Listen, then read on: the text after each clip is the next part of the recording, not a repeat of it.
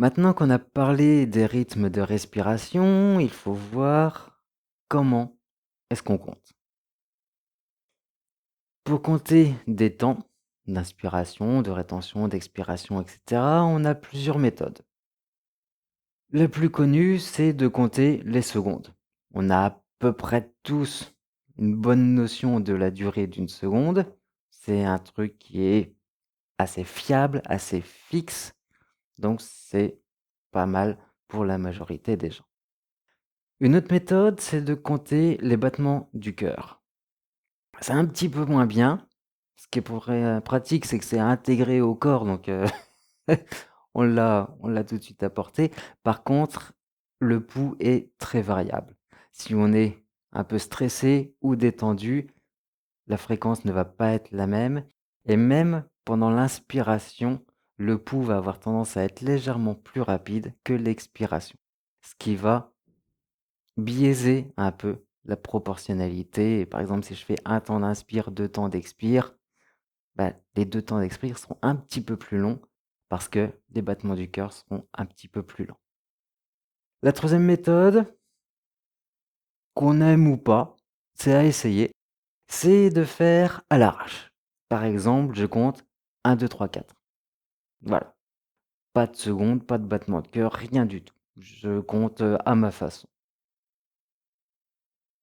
C'est tout à fait fiable. L'important, c'est de respecter une régularité et la proportionnalité. Par exemple, pour reprendre l'exercice, d'1 temps d'inspiration, 2 temps d'expiration, si je compte 1, 2, 3, 4, et ben, après pour l'expiration, je vais compter 1, 2, 3, 4, 5, 6, 7, 8. De la même façon, pour que ça fasse le double. On garde la même proportion. Voilà. Donc sachez que c'est faisable. Il y en a qui aiment, il y en a qui aiment pas. Voilà. Je vous conseille d'essayer les 3, même les battements de cœur, c'est une expérience intéressante. Ça force un petit peu aussi à écouter, à l'intérieur de soi. Plus tard, on verra une quatrième méthode qui est souvent un petit peu plus longue que la seconde et qui est un rythme personnel, en fait.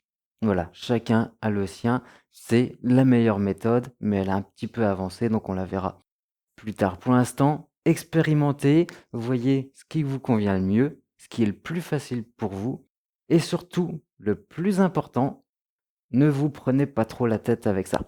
Voilà. Ça, c'est quand on commence le yoga, quand on commence à entendre parler de 1, 4, 2, de petits pranayama et tout, on ça dit: «Ah, il faut être strict sur la respiration».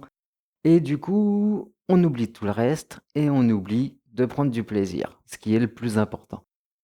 Donc si votre seconde ne fait pas exactement 1 seconde, c'est pas grave, on s'en fiche, tant que c'est à peu près respecté. Voilà, prenez du plaisir, c'est le plus important.